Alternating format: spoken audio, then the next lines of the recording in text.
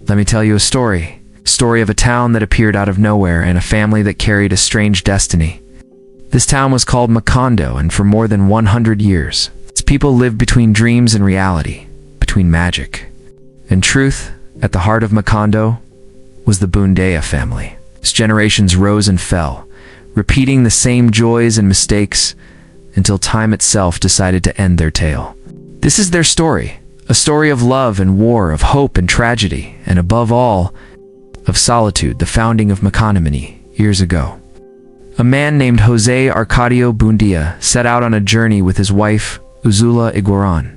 They wandered through swamps and forests, searching for a place to begin a new life. One morning, they reached a land surrounded by rivers and mountains. Jose Arcadio stopped, looked around, and said, Here we will build our town." Ursula looked at him with both worry and faith, and together they began.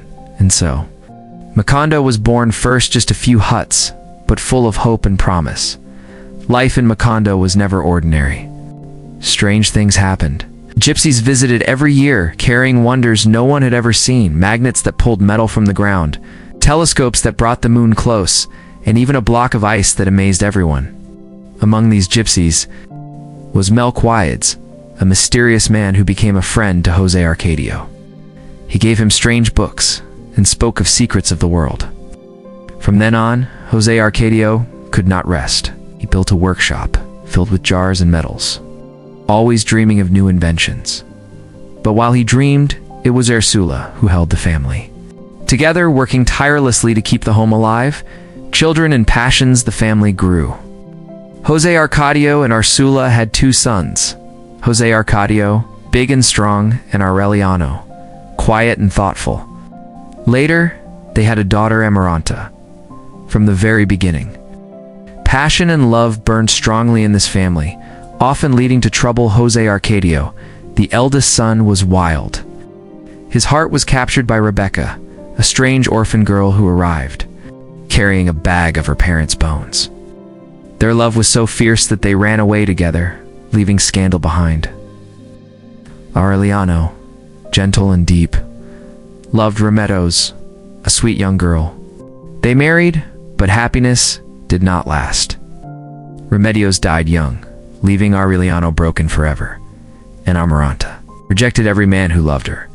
Jealousy and bitterness filled her heart, and she grew old alone, never knowing the warmth of marriage. And so, generation after generation, the Bundeya family was marked by love that burned too brightly, or love that never came at all. The colonel and endless wars quiet Aureliano grew into a man of destiny. He became Colonel Aureliano Bundeya, a name known across the land. He led armies in countless wars, fighting for justice, for freedom, for reasons even he sometimes forgot. He was brave, and people called him a hero. But when the battles ended, he found himself surrounded only by silence. Victory brought no joy, and defeat brought no wisdom back in Macondo. He sat in his workshop making tiny golden fishes with his hands. Over and over he made them, melted them down, and made them again. His life, like the family's fate, became a circle with no escape. Magic and Mystery Macondo was not just a town, it was a place where magic lived. There was Remedios the Beauty, a girl so lovely and pure that men fainted at the sight of her. She never seemed to belong to this earth. One afternoon, as she folded laundry in the garden, she simply rose into the sky and disappeared. Carried away by a wind no one could explain, ghosts walked in the Bundeya house. Rain fell for nearly 5 years without stopping, turning streets into rivers.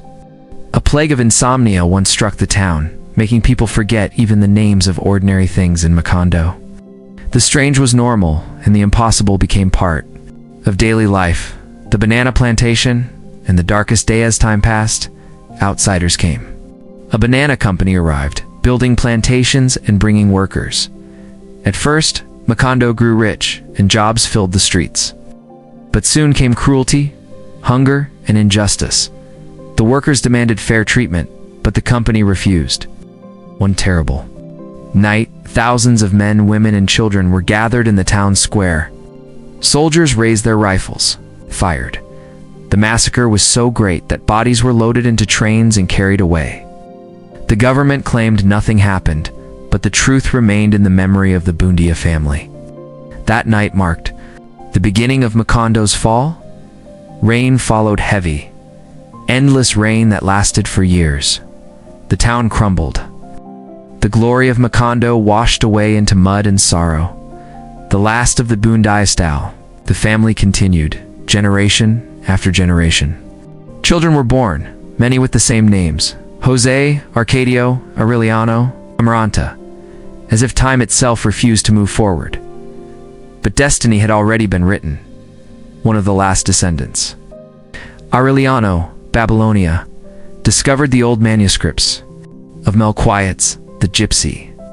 He began to read them, and as his eyes moved across the pages, he realized something astonishing. The manuscripts told the entire story of the Bundia family, everything that had already happened, everything happening now, and everything that was still to come. The lives of his ancestors, the rise and fall of Makondo, even his own story, it was all there. When he reached the final words, he understood. The Bundia family was cursed to live for 100 years of solitude, and after that, their line would vanish from the earth. At that very moment, a great wind swept across Makondo. The storm grew so fierce that it tore through every house, every tree, every memory. When it was over, Makondo was gone, erased, as if it had never existed. And so ends the story of the Bundia family in the town of Makondo. It began with hope, with dreams of a new world, but it ended in silence and solitude. For 100 years the Bundias loved and fought, suffered, and dreamed, but they could not escape their destiny. Each generation repeated the same mistakes, trapped in the same circle, until time itself closed upon them. Makol, the magical town, vanished from the earth, but its story lives on as a reminder.